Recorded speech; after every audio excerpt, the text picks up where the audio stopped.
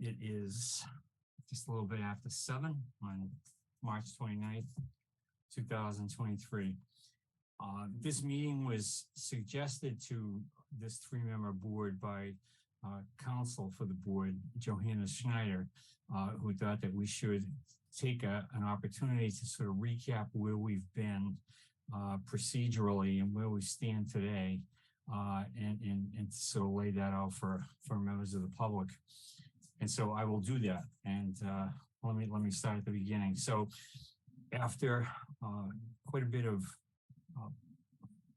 public hearings, quite a number of public hearings, and a lot of public input with respect to the 40B development proposed for 648 to 652 Canton Avenue, the board reached the decision on May 2nd, 2022.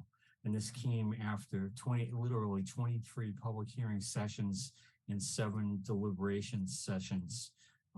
The decision included extensive conditions which addressed many of the points and issues that had been raised during the public hearing process.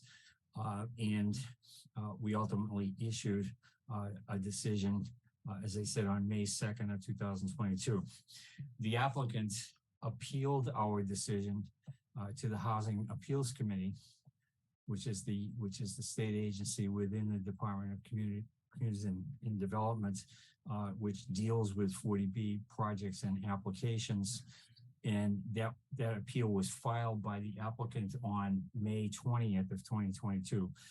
The principal argument in the appeal, since we had approved the appeal, but subject to very specific conditions, the appeal really related to several of the conditions that we had imposed.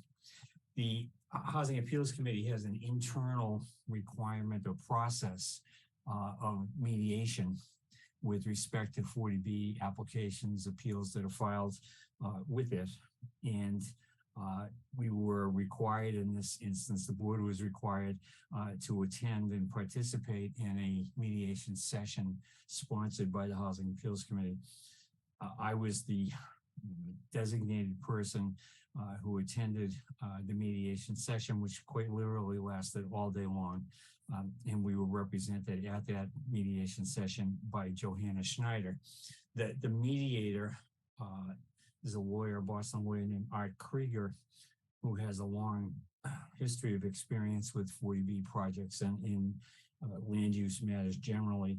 And we went through a long process with the counsel for the applicants and with the mediator, and ultimately came to at least a tentative agreement or arrangement that would change several of the conditions that we imposed. Obviously, we had approved the project, and the mediation really focused on certain categories of conditions, greater specificity, some modification, in a few instances, elimination of conditions. Obviously, that process, with one member of the board attending, it makes quite clear that that member can't bind the entire board. So I could only tentatively reach agreement for myself with the applicants and with the assistance of the mediator. But it was clearly understood that we would have to come back to the board and to have the board consider the terms of the amendment that had been addressed and discussed in the course of the mediation. We did that. We held a public hearing. Actually, it was a public meeting that we held, and the 3 members of the board went through the process, and that ultimately was culminated in a decision of the board that was acceptable to the applicant, and that's where it stood at that point. Now, the case is still at the Housing Appeals Committee, and I'm not really sure I understand why there's been such a delay in finalizing the matter at the Housing Appeals Committee, but it is still there. And apparently it was, at least according to Johanna Schneider, our counsel, it was suggested that we have this meeting tonight to sort of publicly recount the history of the process and how we got to where we are today. So we have an amended decision waiting approval by the Housing Appeals Committee, and that's where it stands. Now, it should be understood, as I'm sure most of all of us know, that this latest decision, once it's issued by the Housing Appeals Committee, will itself be the subject of appeal, so that any person withstanding in the town of Milton, any person or group withstanding, has the opportunity under General Laws Chapter 30A to file an appeal of that decision in the Superior Court. And I don't know one way or the other whether that's going to happen, but that is certainly open to individuals or groups who are unhappy with the decision as amended through the process. But as I said, I have not had any information one way or another whether or not that will occur. So that's where we stand. We went through the process. We went through the difficult deliberation aspect. We reached the decision.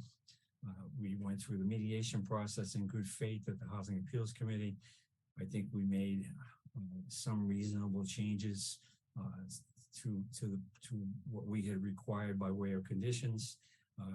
We have now finally approved the decision, and once the Housing Appeals Committee issues its final decision, it will then be subject to appeal, and that's where it stands today. And that was the point that was to be delivered tonight, was to give a brief history, to give a brief status of how we got to the point we are at this evening, and also to remind folks that if they want, without suggesting one way or the other, that there is an appellate process for people who are unhappy with the decision that we finally and ultimately issued.